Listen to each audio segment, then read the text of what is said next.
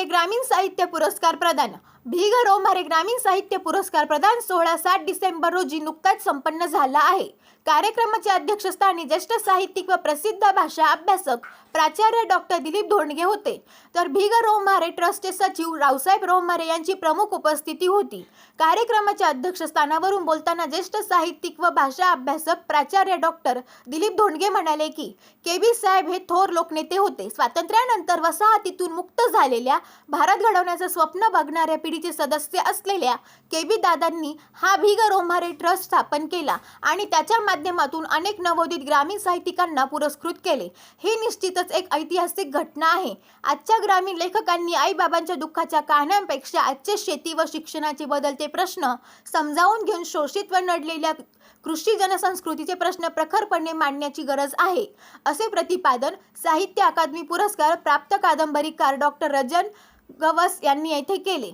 चालू वर्षी रवी राजमाने यांना महवटी, प्राध्यापक विठ्ठल खिल्लारी यांना सवळा या ग्रामीण कादंबऱ्यासाठी विभागून प्रत्येकी रुपये 7,500 सन्मानचिन्ह, सन्मानपत्र, शाल व बुके, महादेव माने यांना वसप या ग्रामीण कथासंग्रहासाठी रुपये 15,000 सन्मानचिन्ह, सन्मानपत्र, शाल व बुके, ऐश्वर्य पाटेकर व तानाजी बोराडे यांना क्रमशः कासरा व जळताना भुई पायतळी या ग्रामीण कविता संग्रहासाठी विभागून 7,500 सन्मानचिन्ह, सन्मानपत्र, शाल व बुके, तर डॉक्टर देवीदास तारू यांना आता हवं काय या ग्रामीण आत्मकथनासाठी 15,000 सन्मानचिन्ह व सन्मानपत्र प्रमुख मान्यवरांच्या शुभ हस्ते प्रदान करण्यात आले. सूत्रसंचालन डॉक्टर शैलेंद्र बनसोडे व प्राध्यापक वर्षा आहेर यांनी केले, तर डॉक्टर संतोष पगार यांनी उपस्थित मान्यवरांचे आभार मानले. या प्रसंगी पत्रकार लक्ष्मण जावळे, संतोष जाधव, कोपरगाव तालुका एज्युकेशन सोसायटीचे सचिव ॲडव्होकेट संजीव कुलकर्णी, भिग रोमारे ट्रस्टचे सचिव रमेशराव रोमारे, संस्थेचे विश्वस्त माननीय रोहिदास होन, माननीय संदीपराव रोमारे, ॲडव्होकेट राहुल रोमारे आदी अनेक सन्माननीय सदस्य तसेच पत्रकार श्री दीक्षित, इलेक्ट्रॉनिक मीडियाचे प्रतिनिधी श्री जगताप, श्री जाधव उपस्थित होते. या कार्यक्रमाच्या यशस्वीतेसाठी registrar doctor Abhijit Naikwade, doctor Ravindra Jadhav, doctor Vasudev Salunkhe, doctor Namdev Dhokale, doctor S.S. Nagare, इतर सर्व प्राध्यापक, प्राध्यापकेतर सेवकांनी विशेष परिश्रम घेतले. ज्या एका लोकनेत्याच्या पुण्यस्मरणानिमित्त दरवर्षी हा कार्यक्रम आयोजित केला जातो, त्यांना मी मनोभावे वंदन करतो.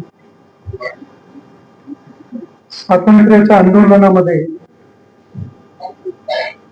ज्या विविध चळवळी जन्माला आल्या, मुख्य चळवळ स्वातंत्र्याची, आणि त्या मुख्य चळवळीतून सहकाराची, शिक्षणाची, औद्योगिकीकरणाची, कृषी सुधाराची, या अशा सर्व चळवळींचा ज्यांना आत्मा कळलेला होता असे एक थोर लोकनेते केबी साहेब.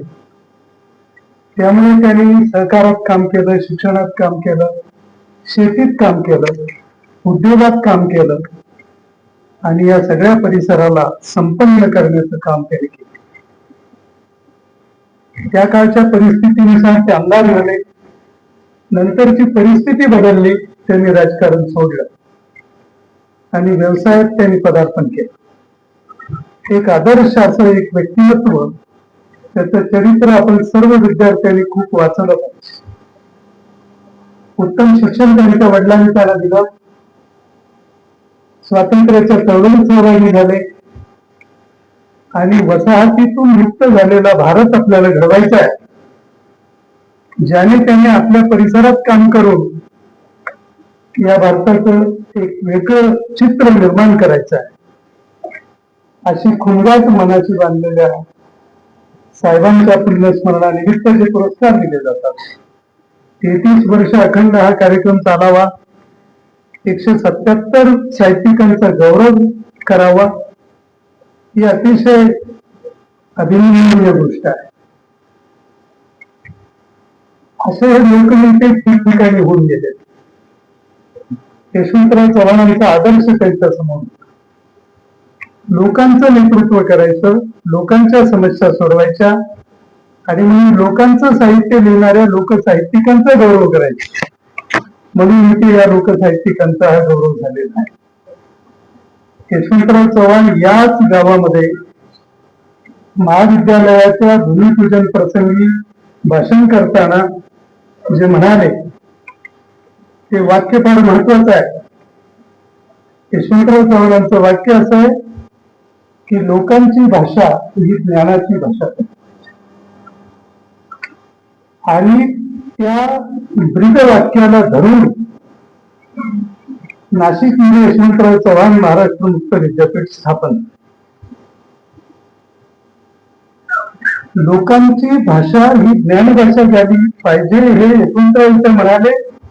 मला खात्री आहे की यशवंतरावांना या लोकनेत्याकडे पाहूनच हे उद्गार करावेसे वाटले असतील. आणि म्हणून पेरी अण्णांनी, पेरी साहेबांनी लोकसाहित्य निर्माण करणाऱ्या लोकसाहित्यिकांचा पण सत्कार करायचा म्हणून ही योजना आखली. मोरे सरांनी भूमिका मांडताना एक गोष्ट सांगितली की पूर्वी वक्तृत्व स्पर्धा आहे, तिला प्रतिसाद कमी झाल्यानंतर त्याचं रूपांतर या साहित्य पुरस्कारांच्या मध्ये केलं. बघा की शिकलेला जो विद्यार्थी असेल त्याला चांगलं बोलता आलं पाहिजे, म्हणून त्याने वक्तृत्व कलेत प्रवीण झालं पाहिजे. जो शिकेल त्याच्या मनामध्ये जे काही भाव येतील, जे काही वाटेल ते त्याला उत्तम पद्धतीने लिहिता आलं पाहिजे. कारण लेखक हा उगीच लिहित नाही, तो त्याच्या आत्मीयशी केलेला त्याने करार असतो. अशा कराराने जे लिहितात ते लेखन फार महत्वाचं असतं. इथे सगळ्या लेखकांची मनोगत ऐकत असताना त्यांच्या कराराची मी कल्पना करत होतो. बघा किती दृष्टीपण असेल केवी साहेबांचं की हे आपल्या भागात घडलं पाहिजे. म्हणून अहमदनगर परिसराचं सर्व चळवळींचं नेतृत्व हे केवी साहेबांनी केलं. आणि शेवटी इतक्या कमी कालावधीत त्यांनी राजकारणाचा संन्यास घेतला, परंतु ज्या संस्था त्यांनी त्या काळात उभ्या केल्या त्या आजही मजबूतपणाने काम करतायत. याचं कारण त्यांनी जे स्वप्न पाहिलेलं होतं त्या स्वप्नाचा भक्कमपणा. म्हणून केबी साहेबांच्या परिवारातली तिसरी पिढी देखील त्यांचं स्वप्न कृतीत उतरवण्यासाठी कटिबद्ध आहे, ही फार महत्वाची गोष्ट. अनेकांनी उल्लेख केला की हा महाराष्ट्रातला अतिशय प्रतिष्ठेचा पुरस्कार आहे. खरोखरीच प्रतिष्ठित. तो पुरस्कार किती रकमेचा याला महत्व नाही, तो रोमारे साहेबांनी सुरू केलेला आहे, त्यांच्या पित्यांच्या नावानं सुरू केलेला आहे. आणि मुख्य म्हणजे एका तालुक्याच्या ठिकाणाहून तो दिला जातोय, ही फार महत्वाची गोष्ट. कुठल्या राजधानीतून दिला जात नाही. आणि म्हणून हा पुरस्कार ज्यांनी मिळवला ते पुरस्कारार्थी धन्य आहे. आणि त्याला खूप मोठी प्रेरणा या पुरस्काराच्या पासून मिळाला आहे. पुरस्कार हे प्रेरणेसाठी असतात. पुरस्कारांमुळे त्या लेखकांची झुंज राखली जाते की ते महाराष्ट्रातल्या वेगवेगळ्या भागातल्या लेखकांनी, कोपरगावला अगदी वेगवेगळ्या भागातून आणि या ठिकाणी येऊन त्यांनी पुरस्कार स्वीकारताना एक कृतकृत्यता व्यक्त केली, ही फार महत्वाची गोष्ट. अनेक वर्षांच्या पासून मी या पुरस्कारासंबंधी ऐकत होतो. माझे इथे दोन सहकारी मित्र आहेत, डॉक्टर तानाजीराव पाटील, गणेश देशमुख. आणि भेटी जेव्हा आमच्या व्हायच्या तेव्हा या पुरस्कारासंबंधी ते सांगायचे. पण इतकी वर्ष चालू ठेवणं हा केवळ एक कुटुंबीय वाटतं की आपल्या वडिलांचं पुण्यस्मरण आपण केलं पाहिजे या भावनेतून नाही आहे. वडिलांनी जो हेतू ठेवून हे केलाय तो हेतू अधिकाधिक वर्धिष्णू पद्धतीनं सफल करण्यासाठी आपण काम केलं पाहिजे, ही भावना त्यांच्यामध्ये. या महाविद्यालयाशी मी तसा खूप परिचित आहे. सरांच्या पूर्वी जे प्राचार्य होते त्यांच्या निवड समितीवर मी होतो. 2 प्राचार्यांची निवड मी करायला इथं आलेलो होतो. इथल्या काही अभ्यासक्रमांचं संलग्नीकरण करण्याच्याही समितीवरती मी आलेलो होतो. एकदा तर आलो तर इथे यायलाच रस्ता नव्हता, पुलाचं काहीतरी काम चालू होतं. आणि त्यावेळेला सुदैवाने मी एसटीने आलेल्यामुळे मला पायी यायला काही अडचण भासली नाही.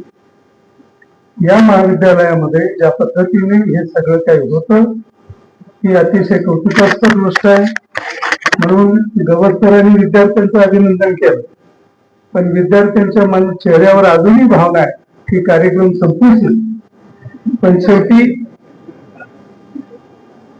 संपूच नाही या भावनेने ते बसलेले आहेत. आणि मी त्यांचं काहीतरी त्यांना आमच्याकडे कळी पॅटर्न म्हणतात, बुद्धी वाढायचं म्हणजे काहीतरी स्तुती करतोय अशातला भाग नाहीये. परंतु तुमच्यामुळे हा कार्यक्रम खूप रंगतदार झाला, ही पण महत्वाची गोष्ट आहे. खऱ्या अर्थाने तुम्ही साहेबांचे मनसेच आहात, त्यांच्या संस्थेचे विद्यार्थी शोभावेत असे आहात. तुम्ही थोडीशी जरी चुळबुळ केली असती तरी नंतर येणारा वक्ता तो समजून घेतला असता. आणि मला अध्यक्षीय भाषणाच्या वेळेला आपल्याला पूर्ण बोलता येईल ही खात्री वाटत होती, म्हणून मी इतकं बोलतो. आणि मी आता नसतो लांबवत नाही. मी पुन्हा केली साहेबांचं पुण्यस्मरण करतो. प्राचार्य महोदय आमचे जिभाऊ मोरे यांनी आम्हाला निमंत्रित केलं, त्याबद्दल त्यांना मनापासून धन्यवाद देतो. रोमारे कुटुंबियांना मी मनापासून अभिवादन करतो आणि माझं म्हणत तुमच्या वयाचा जर मी असतो तर बिलकुल ऐकलं नसतं, पण तुमच्या या सहनशीलतेला मी पहिल्यांदा नमस्कार करतो. याचा अर्थ जे हे लेखक बोलले ते कमी महत्वाचं होतं असं नाही, पण शेवटी वेळ काळ नावाची गोष्ट एक असते, भूक नावाची एक गोष्ट असते, आणि बसण्याचा एक स्टॅमिना असतो, माणसाची एक सहनशीलता असते की इतके वेळ ते बसू शकतील.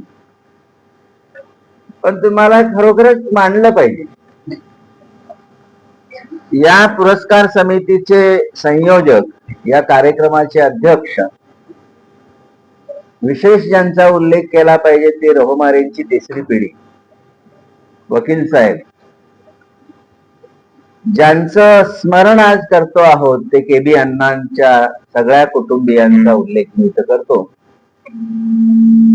एक लक्षात घ्या की हा 1962 ते 64चा जो काळ आहे, या काळात महाराष्ट्राचं वातावरण काय होतं, आणि मग केबी अण्णांना हे महाविद्यालय, ही शिक्षण संस्था स्थापन करावी अशी का वाटली, याची उत्तरं मिळतात.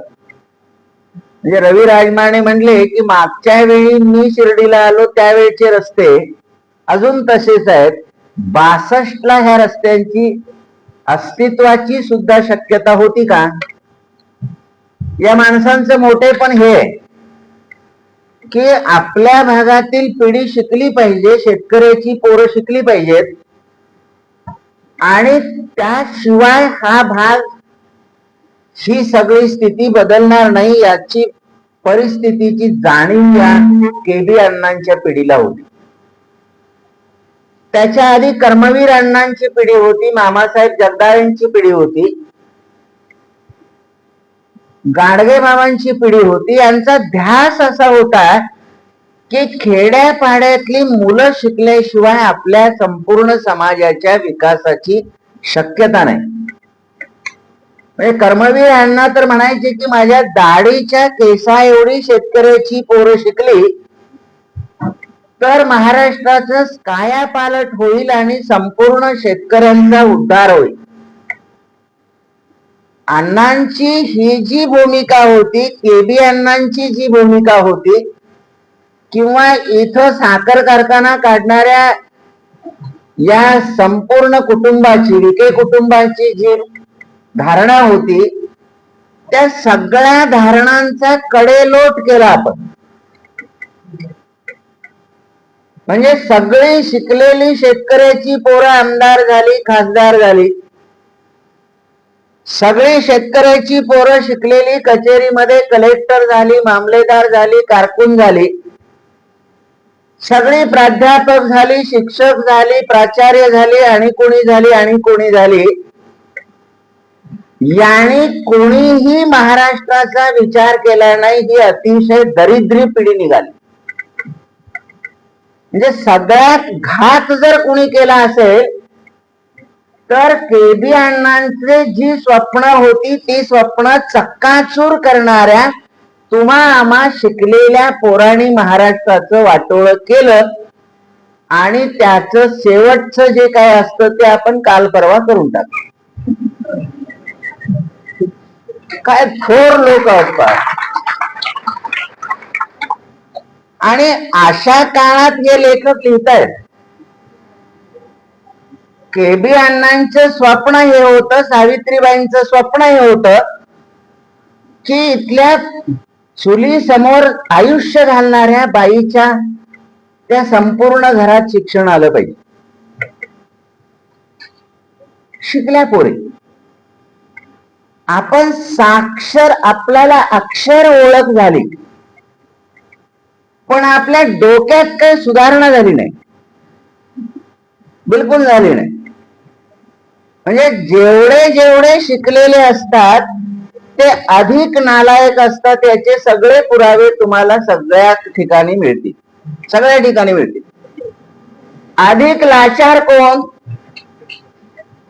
शिकलेला माणूस. म्हणजे बांधावर येणाऱ्या मजुराला तुम्ही 2 शब्द उलटे बोलून बघा, तो सांगतो उद्या बांध दुसरा. मास्तरला असं म्हणता येत नाही. साहेब जर एखादा शब्द ठाणगे सर बोलले तर उद्या कॉलेज दुसरं. काय बोलतील ते ठाणगे सरांचं ऐकून घ्यायचं. त्याला 2 तास म्हटले, एवढा पगार मिळतो, महिनाभर ऐकायला काय गेलं. काय परिस्थिती आहे बा. अशा परिस्थितीमध्ये रोहमारे ट्रस्ट काहीतरी करतोय. 183 लोकांना यांनी पुरस्कृत केलेलं आहे. 36 वर्षे चाललेली परंपरा आहे. 36 वर्षात गणेश हा माझा अतिशय जीवाभावाचा घरचा मित्र आहे. पण तो गेल्यानंतर मला जीवाभाऊनी बोलवलंय. बरोबर. म्हणजे जी भाऊनी मला बोलवलं की यातून, याचा अर्थ गणेश आणि मी अगदी एका घरातले आहोत. तो मला न बोलवण्याचं किंवा मी इथं न येण्याचं एकमेव कारण म्हणजे ग्रामीण हा शब्द, की जो मला अजिबात मान्य नाही. म्हणजे ग्राम्य हे शिकलेले सगळे ब्राह्मण झालेले लोक, खेड्यात काय हे ग्राम्य लोक, यांना काय येतं. हे म्हणजे काय टाकाऊ, यांना संस्कृती नाही, यांना संस्कार नाहीत, हे शेणामुतात राहतात, यांच्याकडे वागण्याची काही शिस्त नाही. अशा लोकांना ग्राम्य, त्यातून आलेला ग्रामीण. का बरं हा शब्द स्वीकारायचा मी? आणि ह्या प्रवृत्तीचे लोक 30-40 वर्षापूर्वी कोपरगावच्या भिंतीवर लिहायचे, अडाणी आई घर वाया जाई, अडाणी बाप घराला ताप. चौकात धरून हाणलं पाहिजे. माझी आई अडाणी होती. माझ्या आईला एकही अक्षर येत नव्हतं, पण तिनं जे माझ्यावर संस्कार केले, मला शिकवलं, माझ्यासारख्या काही कायांनी त्यांची त्यांची पोरं शिकवली, संसार उभे केले, अहोरात्र श्रम करून, घाम गाळून, रक्ताचं पाणी करून शिकवलं. आणि खाली टेबलवरती ज्या ज्या ग्रंथांना, ज्या ज्या कादंबरींना पुरस्कार मिळालेत, त्यामध्ये माझी पहिलीच कादंबरी मौटी होती. आणि त्या मौटीच्या पुढं पाकळ्यांची उधळण केलेली आहे. मला असं वाटलं, ज्या मातीवर, ज्या मौटीवर, ज्या माझ्या शेतावर मी कादंबरी लिहिली, त्या काळ्या मृदा जमिनीवर, माझ्या वडिलांच्या मौटीवर कुणीतरी रंगांची उधळण करतंय. मी आपले मनापासून आभार मानतो. खर तर सर्वांनी थोडस मोबाईल वगैरे बंद करा, कारण आम्ही खूप लांबून आलोय, कोल्हापूरहून, आणि मला या ठिकाणी खरंच संधी मिळते मनोगत व्यक्त करायची, हे सगळ्यात महत्वाचं.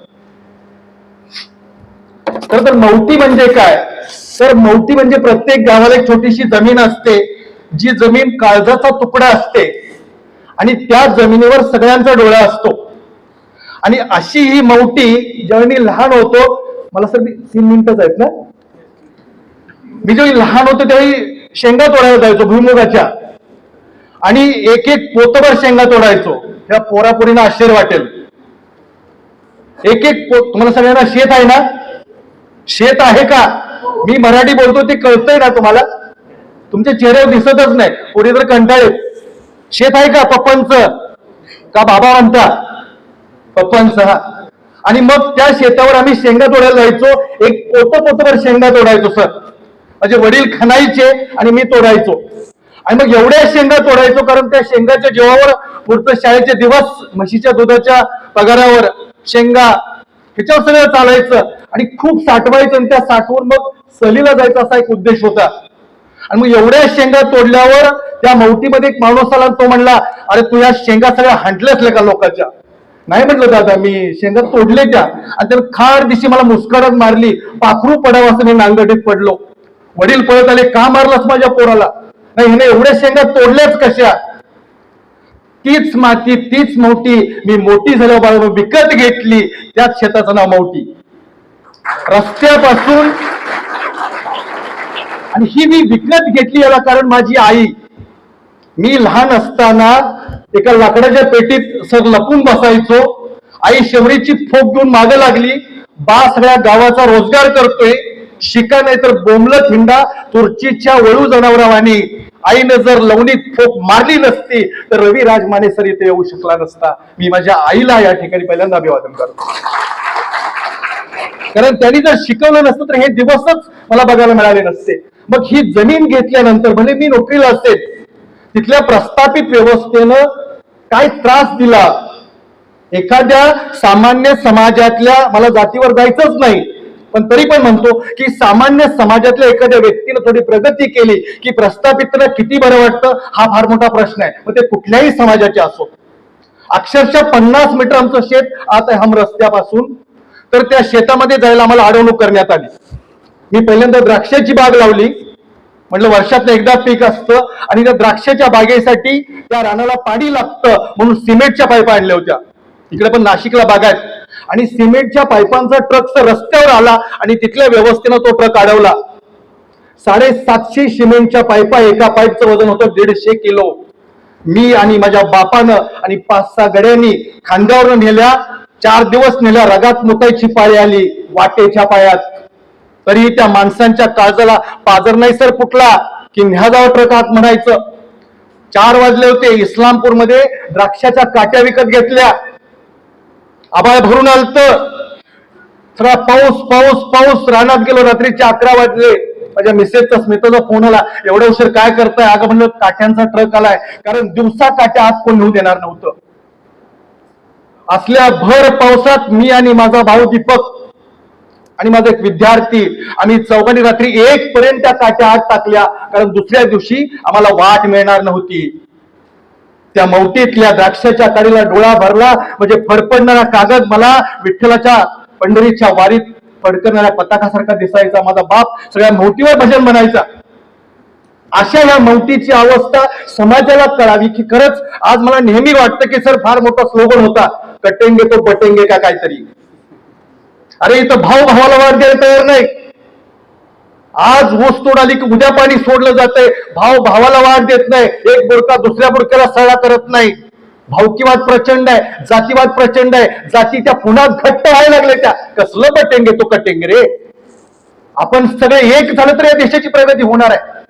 मला आश्चर्य वाटतं. आम्ही आत्ता आलो, माझी बारकी पोरगी तेजा म्हणजे पप्पा 5 वर्षापूर्वी शिर्डीला आलो तो रस्ते तसेच आहेत. वाईट वाटून घेऊ नका, रस्ते तसेच आहेत. मग जीएसटी सीएसटीचा पैसा जातो कुठं? आज एक औषधाचं पोतं घेतलं, खताचं पोतं घेतलं किंवा सर एक कॉन्फिडन्स मारायला घेतलं तर 1200 रुपयाच्या कॉम्प्युटरमध्ये 30% जीएसटी जातो. तरी आम्ही गप्प झोपलोय. काल नेमाडे सर म्हणले डोकीच नाहीत आम्हाला. आता एवढं बोलण्याची सर मी जरा जास्त बोललो तर माफ करा मला. हे जाणवतं मी दिसतं समाजामध्ये. मग कशाची प्रगती आल्या? आज सर नेहमी उद्वेगाने बोलतात सर मराठी शाळा बंद पडायला लागलेत. 8-10 पोरावर शाळेत ह्या जर शाळा बंद पडल्या तर माझ्या बापाला त्या काळी 10 रुपये भरायची हिंमत नव्हती. आणि 5 वर्षाला तुम्ही 2-2 लाख कुठले भरणार आहात? मराठी शाळांची अवस्था ती आहे, शेतीची अवस्था ती आहे. वाटेचा जरी प्रश्न असला तर कोरोनाच्या काळात आम्ही द्राक्षे कापून बांधावर टाकली, 40 रुपये किलोना कोण विचारत नव्हतं त्याला. हे प्रश्न कधी सुटणार आहेत? या सगळ्या प्रश्नाची सोडवणूक व्हावी म्हणून खऱ्या अर्थानं शेतकऱ्याच्या समस्या लोकांपर्यंत पोहोचाव्यात म्हणून हे लिहिले. मी पुरस्कार घेताना माझ्या डोळ्यातनं पाणी येत होतं, कारण हे सगळं भोगलंय. एक प्रसंग सांगतो. आमच्या गावाजवळ निमणी नावाचं गाव आहे आणि सर नदीच्या अलीकडे गाव आहे आणि पलीकडे मळा आहे. मग त्या मळ्यामध्ये तो म्हातारा 70-80 वर्षाचा तो तिथं मळ्यात झोपायचा, म्हणजे राखणीला. आणि मग म्हातारीचा जीव म्हाताऱ्यात अडकलेला. सकाळी म्हणले, अरे जा की ह्यानासनी भाकरी घेऊन जा. पोरगा म्हटला जातो जातो करत त्याला जायचंच झालं नाही. परत 4ला पाऊस आला, एरवेळेला महापूर आला, परत जाता आलं नाही. संध्याकाळी महापूर ओसरला, पुन्हा गेला, बघतोय तर म्हातारा सकाळी मरून पडलेला 9 वाजता. तसंच त्याचं प्रेत होतं. परत मागाला भावकीतली 4 चौघं घेतली, पुन्हा गेला. न्यायचं कसं? पुन्हा पाणी वाढलं आणि नदीची जी वाट आहे त्याचा फकड्यानं अडवली होती. फार मोठा बागायतदार तो. वाट अडवली होती आणि ती जंगली कुत्री पाळलेली. ते प्रेत बैलगाडीत कसं तरी घातलं, त्याच्या घरापर्यंत नेलं. संवेदनशीलतेच्या सुई दोऱ्यानं मी टाचतोय अनुभवाला अनुभव. संवेदनशीलतेच्या सुई दोऱ्यानं मी टाचतोय अनुभवाला अनुभव. टाका मारून अस्तराला अस्तर, तशी शिवत न्यायची आहे कविता. जपून ठेवायचं आहे कवितेत खूप काय काय. माझी आई ज्या चुलीवर भाकरी भाजायची, माझी आई ज्या चुलीवर भाकरी भाजायची, ती शेवटची मातीची चूल मला जपून ठेवायची आहे. त्या चुलीचं भाणवस पोतारताना जो मस्त मातकट गंध यायचा, तोही मला शेवटचा जपायचा आहे. आणखी ते दगडाचं जातही, ज्याच्यावर दळण दळता दळता आईनं संपूर्ण जिंदगीची कथा गायली. हळूहळू नष्ट केलं जाणारं ते जिवंत सोजवळ गाव, हळूहळू नष्ट केलं जाणारं ते जिवंत सोजवळ गाव. याच गावातली हिरवी माणसं जीवाला जीव द्यायची, सुखाला मांडव, दुःखाला खांदा द्यायची. याच गावाच्या दिशेनं शहराचं महाकाय धूळ वेगानं सरकत येतय. त्याला थोपवण्याचं बळ माझ्यात नाही. तरीही काही करून मला ते शेवटचं गाव जपून ठेवायचं आहे. वर्तमानाला वाळवी लागलीये, वर्तमानाला वाळवी लागलीये. दूषित माणसाचं बियाणं दिवसेंदिवस फोपावतच आहे एरंडासारखं, त्याला अटकाव नाही.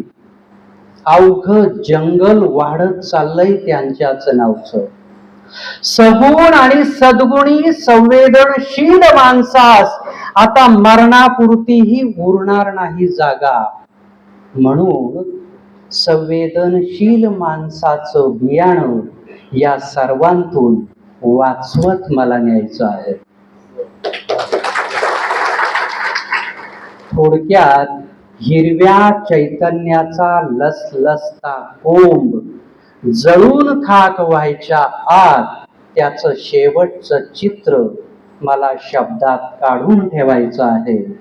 आणि जिला शेवटच नाही अशी शेवटची कविता लिहून ठेवायची आहे.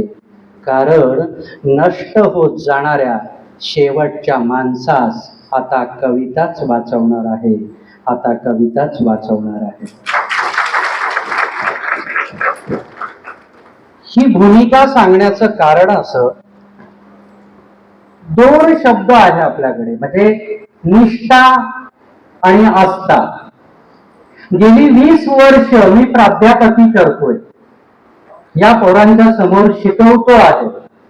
त्यामुळे मला ह्या पुरस्काराचं कौतुक या कारणासाठी आहे की के.बी. रोहमारे हा जो संवेदनशील माणूस होता, या संवेदनशील माणसानं हे जे काही रोपटं लावलंय, आज आपण पाहतो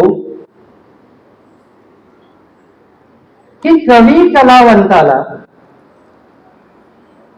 थोडक्यात मुक केलं जातंय, त्याचं बोलणं ऐकलं जात नाही. आणि महाराष्ट्रातलं असं एकमेव कॉलेज आहे, म्हणजे मला पुरस्कार दिला म्हणून नाही, एकमेव कॉलेज असं आहे जिथे साहित्यिकांचा सन्मान केला जातो. आणि आज जे विद्यार्थी आहेत, मला पुढे असलेल्या माणसांचं कौतुक नाहीये, ती जी पिढी आहे त्या पिढीला तो कवी माहिती होतो, त्या पिढीला तो लेखक माहिती होतो. कारण दुर्दैवाने मी अशा ठिकाणी गेलो आहे जिथे मी नारायण सुर्वेंचं नाव काढलं आणि ती मुलं अशी होती की चांगली मुलं म्हणून त्यांची निवड, शिष्यवृत्ती त्यांना दिलेली होती. त्या मुलांना नारायण सुर्वेच माहिती नव्हते. आता यामध्ये त्या मुलांची चूक नाहीये.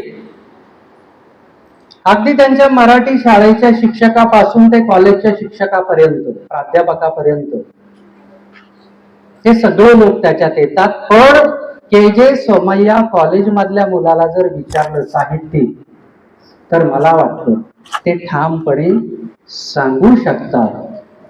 आणि म्हणूनच ही निष्ठा आणि आस्था, आता याचं पुन्हा मी 20 वर्ष नोकरी करतोय ही जी गोष्ट सांगतोय, म्हणजे असा कार्यक्रम खरं तर विद्यापीठात व्हायला हवा.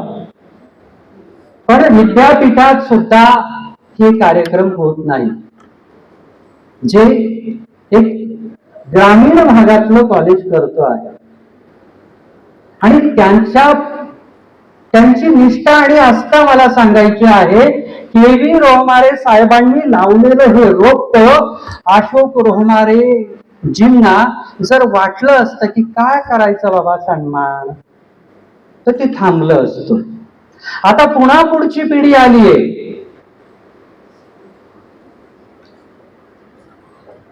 पुढच्या पिढीला तर त्याचं काहीच नाहीये असं मी अनुभवलंय.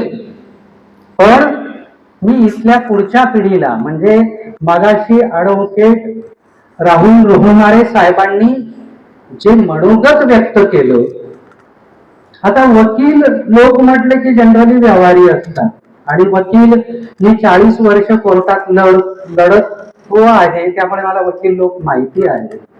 आणि असे वकील लोक दुर्मिळ आहेत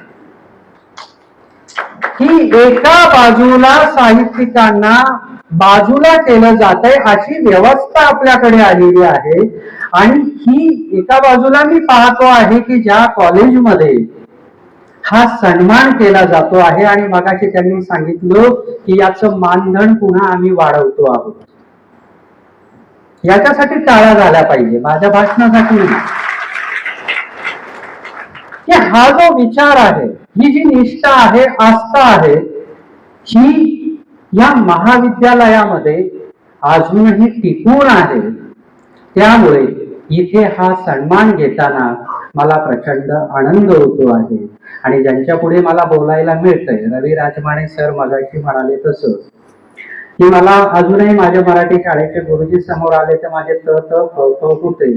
आणि इथे थेट 2 गुरुजी आहेत आणि समोर गणेश देशमुख बसलेले आहेत. त्यामुळे मी बऱ्यापैकी आता डांबरट झालेलो आहे असं मला वाटायला लागलं की ज्यांच्या पुढे मी 2 शब्द बोलू शकलो.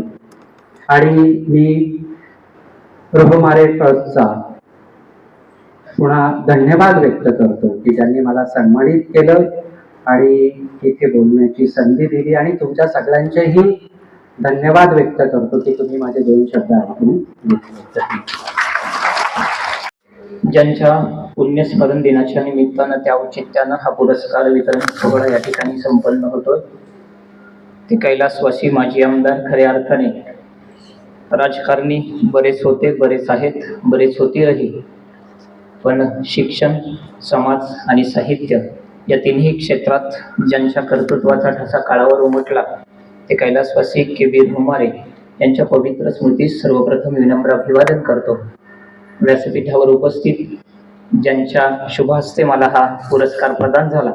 खरं तर सर आनंद याचा आहे की पहिली कविता ज्या मातीत सुचली त्या शाहू महाराजांच्या कोल्हापूरच्या कॉलेजला असताना कोल्हापूरच्या मातीत ज्यांचं वाचत असताना कविता सुचत गेली, त्याच कोल्हापूरच्या मातीतून मराठी आणि ग्रामीण साहित्याचं प्रतिनिधित्व करणारे किंबहुना ग्रामीण साहित्याचं विद्यापीठ आम्ही तरुण मुलं म्हणतो, त्या आदरणीय गवत सरांच्या हस्ते या ठिकाणी पुरस्कार या ठिकाणी प्रदान करण्यात आला. त्याचबरोबर दुसरे समीक्षा आणि भाषाशास्त्राचं किंवा भाषा अभ्यासाचं विद्यापीठ डॉक्टर दिलीप धोंगडे सर, सर्व ट्रस्टी, प्राचार्य, त्याचबरोबर सरांनी छान उल्लेख केला आपले सगळे भाऊ आणि समोर उपस्थित बंधू आणि भगिनींनो.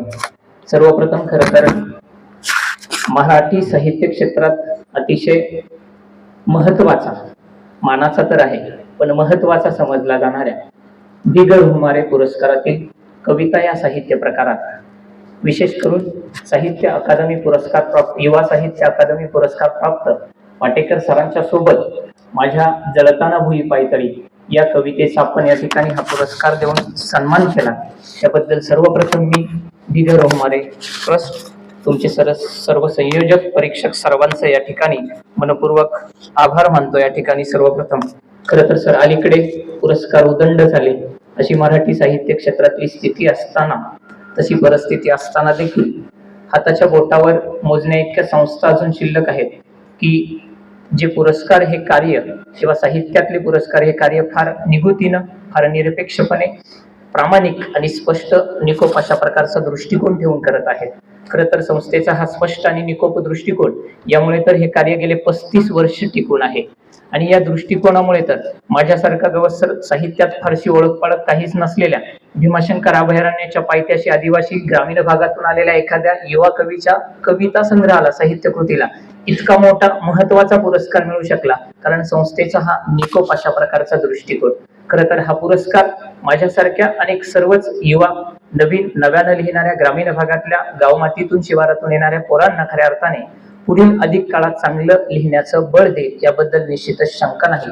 खरं तर मराठी साहित्य क्षेत्रात तुझ्या गळा माझ्या गळा अशा प्रकारचं वातावरण पाहिल्यानंतर थोडंफार निराश होणाऱ्या, सर गावाकडून येणाऱ्या माझ्यासारख्या निराश होणाऱ्या नव्यानं लिहिणाऱ्या पोरांना सर हा पुरस्कार म्हणजे एक आशेचा किरण आहे एवढं निश्चितच या ठिकाणी नमूद करतो. आता माझ्या कवितेबद्दल म्हणाल तर सर कवीनं आपल्याच कवितेबद्दल फारसं बोलू नये या मताचा मी आहे. तरी एक थोडीशी औपचारिकता म्हणून खरं तर कवीची भूमिका स्पष्ट करताना मी माझ्या कविता संग्रहाची मांडणी करताना थोडासा बदल केला आणि त्याच्यामध्ये पहिली ओळ असं लिहिली आहे की आईच्या पायात रुतलेला काटा मी कितीदा तरी काढून टाकला. आईच्या पायात रुतलेला काटा मी कितीदा तरी काढून टाकला, काटा काढून टाकला, पण वेदना मात्र तशीच राहिली आईच्या रक्तबंबाळ पायात. आईच्या रक्तबंबाळ पायातली वेदना आणि बापाच्या डोळ्यात साठलेलं पिढीजात दुःख हे माझ्या कवितेचं निश्चितच जन्मस्थळ आहे. पण सर मधल्या काळामध्ये की तीच दुःख, त्याच वेदना, तीच रडगाणी पुन्हा एकदा ग्रामीण साहित्यात, त्यातही बहुतांश करून कवितेत असा एक अस्पष्ट आरोपवाचा सूर ऐकायला येत होता ज्यावेळी मी लिहित होतो सुरुवातीच्या कालखंडात. आणि मग काही अंशी तो खराई निश्चितच होता. मग या सगळ्याच्या पलीकडे जाऊन काहीतरी नवं वेगळं लिहिलं पाहिजे, कविता त्याच्या पुढे, मराठी ग्रामीण कविता ते ओलांडून गेली पाहिजे याचा विचार मी करत होतो. त्या दृष्टीने माझ्या कवितेचा लेखनाचा विचार मी करत होतो. आणि म्हणूनच मग कदाचित हातातलं खुरपं हरवणाऱ्या बाया, हातातल्या खुरपं हरवलेल्या आयाबायांपासून ते शेतीमातीत पोचलेल्या, पसरलेल्या, झिरपलेल्या आजच्या तणनाशकांपर्यंत, कीटकनाशकांपर्यंत, त्याचबरोबर शेतीमाती विकून श्रीमंत झालेल्या गोल्डमॅन पासून तर मग घरादाराला कुलूप लावून तिकडं गाव शिवार सोडून शहरात पोटा पाण्यासाठी परागंदा होणाऱ्या नव्या पिढीपर्यंत, त्याच्या पुढे जाऊन सर खरं तर जन्मालाच न येणाऱ्या किंवा जन्माआधीच मारल्या जाणाऱ्या चिमण्यांपासून ते लग्नच न जमणाऱ्या आजच्या शेतकऱ्यांच्या पोरांपर्यंत, आमच्या शेताच्या बांधावर त्याचबरोबर खिशातून खुळखुळणाऱ्या सुखाच्या महापुरापासून ते रानावनातल्या झाडाझुडपाऐवजी पैशाच्या झाडाला गाव शिवारात आलेल्या महत्वापर्यंत, हे सगळ्या गोष्टी ज्या मनात कुठंतरी आजूबाजूला म्हणजे लहानपणी वाढताना जे दिसत होतं ते वेगळं आणि तरुणपणी कळायला लागल्यानंतर हे वेगळं चालं. ते जे सलग बोचत होतं ते कुठंतरी कागदावर उमटलं, त्याची कविता झाली. आणि ती कविता आज वाचक असतील, त्याचबरोबर साहित्यिक मंडळी असतील, समीक्षक असतील आणि आता परीक्षक किंवा पुरस्कार देणाऱ्या संस्था असतील, या सगळ्यांनी स्वीकारली याचा निश्चितच आनंद आहे. पण फक्त वर्तमानातलं भयान मांडून चालणार नाही. तर आजकाल कवितेने प्रश्न विचारलेच पाहिजे या मताचा मी कवी आहे. आणि त्या सोबतच की भयान वास्तव मांडत असताना, प्रश्न नोंदवत असताना ही सर खरोखरच गेल्या अनेक पिढीजात पासून तेच आहेत आमच्या सातबाऱ्यावरचे आकडे. गेल्या अनेक पिढ्यांपासून तेच आहेत आमच्या सातबाऱ्यावरचे आकडे. मग हे उंचावलेले निर्देशांक कोणाच्या मालकीचे, असा प्रश्नही कवितेतून विचारण्याचा प्रयत्न मी केला. ही सगळी कविता तुम्हाला निश्चितच आवडली म्हणून कदाचित हा सन्मान या ठिकाणी मिळाला असेल आणि त्याबद्दल खरं तर कृतज्ञता व्यक्त करतोय. आनंदाचा क्षण असा आहे की कविता लिहिण्यापासून कविता संग्रहाचं काम चालू असेपर्यंत जी पाठीशी राहणारी आपली घरची माणसं, आज मागच्या कालावधीत जे काही 4-5 पुरस्कार मिळाले त्याही पेक्षा माझ्यासाठी आनंदाची गोष्ट ही आनंद आणि समाधानाची गोष्ट आहे. ज्या मातीत कविता सुचली त्या मातीतल्या माणसांच्या हस्ते पुरस्कार मिळतोय. कोल्हापूरचे गवस सर आणि कविता संग्रहाच्या प्रवासात जे माझ्यासोबत राहिले ती माझी पत्नी हेमांगी, त्याचबरोबर माझी ताई कोमलताई आणि पितृतुल्य व्यक्तिमत्व प्राध्यापक थोरात सर, या सगळ्यांच्या समवेत, त्यांच्या समोर हा पुरस्कार त्यांच्या समवेत या ठिकाणी घेता आला याचा आनंद आणि समाधान निश्चितच आहे. जाता जाता सर एवढंच सांगेन की कुठल्याही झाडाची वाढ खरं तर 2 दिशांना होते. एक पहिली दिशा असते आभाळाकडची आणि दुसरी जमिनीकडची, खोलवर जाणारी दिशा. मुळे जमिनीकडे जातात आणि फुलं फळं आभाळाच्या दिशेने वाहत जातात. माझी कविता असेल किंवा पुढच्या काळात माझं साहित्य लेखन असेल, याच्या वाढीचा जेव्हा मी विचार करतो तर त्या वाढीच्या विचारात आभाळाची दिशा काय होईल मला माहित नाही, पण सर आपण दिलेल्या या सन्मानामुळे माझी कविता आणि माझ्या पुढील काळातलं साहित्य लेखन जमिनीच्या दिशेनं मात्र निश्चितच चांगल्या पद्धतीने वाढत जाईल. माझ्या लेखनाची मुळे जमिनीत जातील एवढे या ठिकाणी नमूद करतो.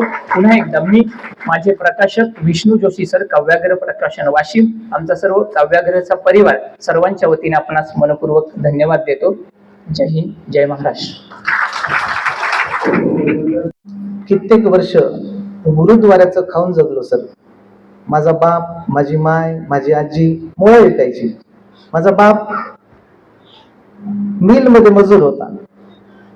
10 वर्षापर्यंत मूल झालं नाही म्हणून, म्हणजे मी झालो नाही म्हणून एक दुसरी बाई मोहतर केलं.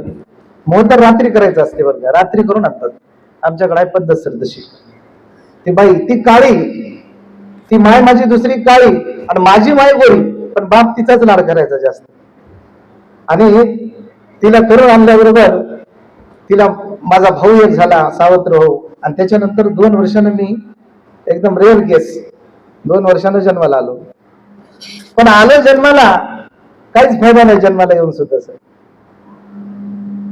दारूच्या नादी लागलो, गांजा ओढायला लागलो, चोऱ्या माऱ्या करायला लागलो. सगळं आकांत माजून टाकलं जिकडं तिकडं लहानपणी.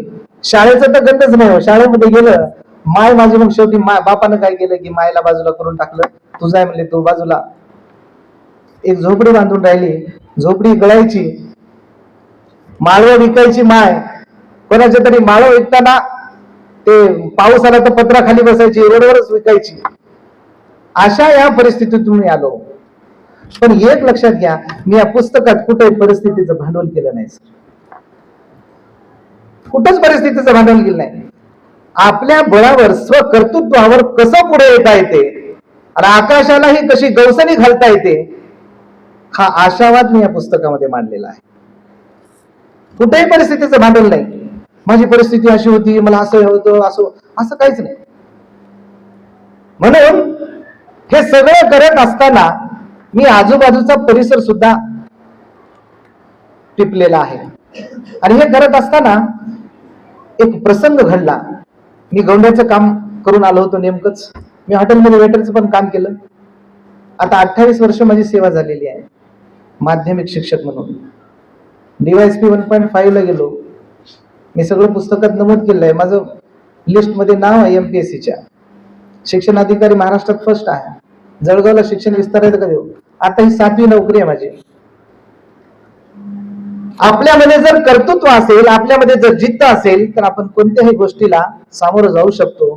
मी विद्यार्थ्यांना सांगत असतो, मुलांना सांगत असतो मी नेहमी, मुलांनो मी हॉटेलमध्ये वेटरचं काम केलं. मुलांचा विश्वास बसत नाही. माझी झोपडी होती. आज माझ्या घराकडे बघितलं तर ते म्हणतात तुम्ही खोटं बोलता सगळं. आज तुम्ही जर विचार केला, तो देवीदास दैदाशा पुस्तकामध्ये दैदाशा माझी मायच हाक मारायची दैदाशा या नावाने. आणि त्याच पद्धतीने एकाने मला प्रश्न विचारला, गौंड्याचं काम करून आलो होतो, कोपरामध्ये शेवटी बसलेलो होतो, एक सदग्रस्त विचारत होते, तुला काय व्हायचं, तुला काय व्हायचं, तुला काय व्हायचं. सर्व सांगायचं मला डॉक्टर व्हायचंय, मला इंजिनियर व्हायचंय, मला प्राध्यापक व्हायचंय. आणि सगळा स्लम एरिया. आणि मी शेवटी बसलेलो होतो. आता मला काय, मी तर असा उन्हाळ फालतू, एकही माणूस घरी येऊ द्यायचं नाही सर. घर आला, रे ते आला, चला बाजू, त्याला थांब. अशी आमची कीर्ती झालेली अगोदरच, प्रचंड कीर्ती. दैदाशी आला म्हणलं की अगोदर घर लावून घ्यायचे, काहीतरी नाही. कारण मंदिराच्या बाहेर एक काही चपल्या कुठे ठेवायचे नाही. मी आताच दोंडगे सरांना सांगत असताना, बोलत असताना त्यांना सांगितलं, तो प्रसंग वेगळाच आहे. एकाने विचारलं, तुला काय करायचं होतं? शेवटी मला काय करायचं, मला कशाला विचारतील, हा प्रश्न होता. शेवटी या ग्रस्ताने विचारलं, आणि तेच एकमेव अशी व्यक्ती होती, ते मला देवीदास म्हणायचे सर त्या वर्गामध्ये. त्याने विचारलं, देवीदास तुला काय व्हायचं? ते अपंग होते. आणि त्यावेळेला सगळे हसायला लागले मुलं. हा तर असं गेलं, याला कशाला विचारता, असं त्याचा अर्थ हसण्याचा.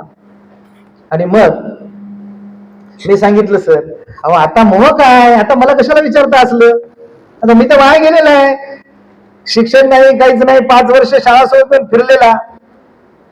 आणि आता मला काय विचारतं, तुम्ही गेलेला वाया, आता मला विचारू, अशा पद्धतीचं. आणि मग मुलं खूप जोरात हसायला लागली. आणि मग माझ्या चिंतनाचा विषय सुरू झाला, आता माझं काय, आता मोह काय, म्हणजे आता माझं काय, आता माझं काहीच नाही का, माझं अस्तित्वच नाही का, या जगामध्ये आपण जन्माला कशाला आलो, आपल्याला काय करायचं आहे. ह्या गोष्टीमध्ये मी जास्त घडून गेलो. आणि मायला म्हणलो, मी माय मला आता शिक्षण शिकायचंय. कारण रोज गौंड्याच्या कामावून मी हप्त्याला पैसे आणते, माय आता चकून गेलेली होती. नाही जाऊ दे ना, तुला काय करायचं, शाळा बापू आता पैसे भेटायला जाऊ दे, माय पण म्हणायला लागली. आणि बाप तर वादीने मारायचा, रोज नदीला पोहायला इकडं तिकडं, रोज नदीलाच असायचो. नाही तर गोट्या खेळायचा, गोट्यामध्ये तरबेज, आपल्या एवढा चॅम्पियन बिलकुल कोणीच नाही. क्रिकेटमध्ये जसे चॅम्पियन असतात सचिन, तसा सचिन तेंडुलकर मी गोट्यातला तिथला. आणि एकच चड्डी असायची, हाफ चड्डी, आणि दोन्ही पण खिस्से, इकडूनही भरलेली इकडूनही भरलेली, असा बिनधास्त. तुम्हाला सांगतो, 5 वर्ष शाळा सोडलेला मी, 4थी मध्ये जाऊन 4थीला त्यावेळेला बोर्डाची परीक्षा होती. आणि मी मस्तपैकी त्या छोट्या मुलांमध्ये मोठा जरी असलो तर छोटा होऊन बसायचो, असं मान खाली घालून बसायचो. पण जिद्दीनं ठरवलं की मला शिकायचंय. आणि तुम्हाला सांगतो, चमत्कार असा झाला की मुख्याध्यापकानं मला मी त्या ठिकाणी, तू जळणारा आमचे हो अवघे सर्वांग, हो हृदय आमचे ठेव सुखाचा छंद, जळताना दे तू मंत्र जगा जळण्याचा, दुःखाच्या ठिणग्या सदैव संपविण्याला, तू फुलातील कोमलता हो, सुगंध आनंद हो, तू स्वयं दीप हो, आत्मदीप भव, तू स्वयं दीप हो. तथागत भगवान गौतम बुद्धाचे शब्द आहे. आत्मदीप हो, स्वतःमध्ये प्रत्येकाच्या एक दिवा असते हो, तो कधीतरी आपण पेटवायला पाहिजे. ज्या दिवशी असा दिवा पेटेल त्या दिवशी एका उंचीवर जाईल. कोण व्यासपीठावर या पुरस्कार वितरण समारंभासाठी उपस्थित असलेले गुरुवर्य राजन गवस सर, त्यानंतर दिलीप दोंडगे सर, रोहमारे परिवार आणि या पुरस्कार निवड समितीचे काही सदस्य, या सर्वांना प्रथमतः मी वंदन करतो. आणि त्याचबरोबर तुम्ही पुढे बसलेले सर्वजणांना नमस्कार करतो. आणि मी 2च शब्द सांगतो की या पुरस्कारासाठी माझी कादंबरी तुम्ही निवडली त्याबद्दल सर्वांचं आभार मानतो आणि थांबतो. धन्यवाद. आज खूप आनंद होतो आहे, कारण व्यासपीठावर उपस्थित असणारे माझे गुरुवर्य डॉक्टर राजनजी गवस आणि समीक्षक साहित्यिक आदरणीय दिलीप धोंगडे, याचबरोबर या सभागृहामध्ये माझी आई देखील उपस्थित आहे आणि त्यांच्या उपस्थितीत हा सन्मान मला दिला जातो याचा खूप आनंद आहे. त्याचबरोबर आजच्या या कार्यक्रमामध्ये ज्या माझ्या सहकारी मित्रांना भी. ग. रोहमारे पुरस्कार जाहीर झालेला आहे, प्रदानही झालेला आहे, त्या सर्वांचं देखील मी मनपूर्वक अभिनंदन करतो. खरं तर एखादी सामाजिक संस्था गेली 36 वर्ष अव्याहत ग्रामीण साहित्यिकांच्या पाठीशी राहते, लेखनाला बळ देते, हीच मोठी कौतुकाची गोष्ट आहे असं मला वाटतं.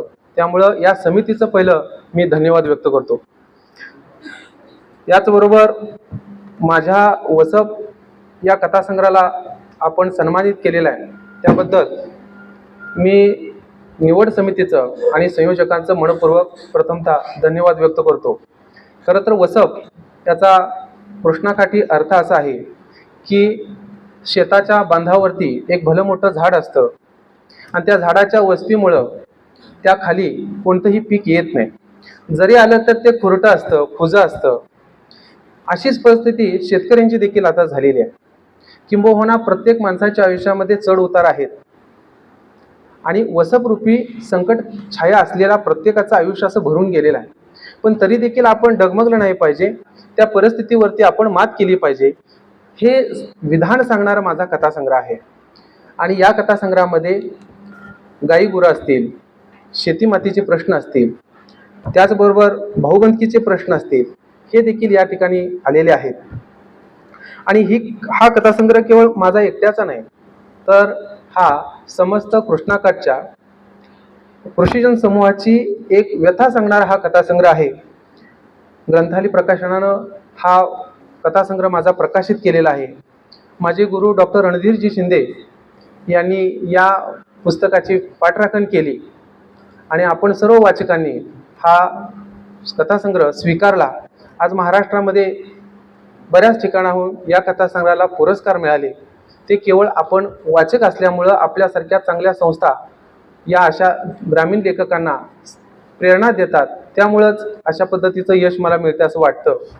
मी पुन्हा एकदा या समितीचं मनपूर्वक धन्यवाद व्यक्त करतो यासाठी की 2005 साली मी पहिली कथा लिहिली होती वडाप नावाची. त्यानंतर या 2022 पर्यंत जवळजवळ फक्त 10च कथा मी लिहू शकतो. या काळामध्ये मी फक्त शब्दधार पाजवत होतो. आयुष्यामध्ये काही संकट येत होती, त्यांना मी फेस करत होतो. आणि या काळामध्ये मला ज्यांनी सहकार्य केलेलं आहे त्या सगळ्यांचं मी आज कृतज्ञता व्यक्त करतो, कारण आता मी कथेसोबत मीही देखील प्रवाहित झालो आहे. तुम्हा सर्व आयोजकांचं, निवड समितीचं, उपस्थित सर्वांचं मी मनपूर्वक धन्यवाद व्यक्त करतो. मी थांबतो. धन्यवाद.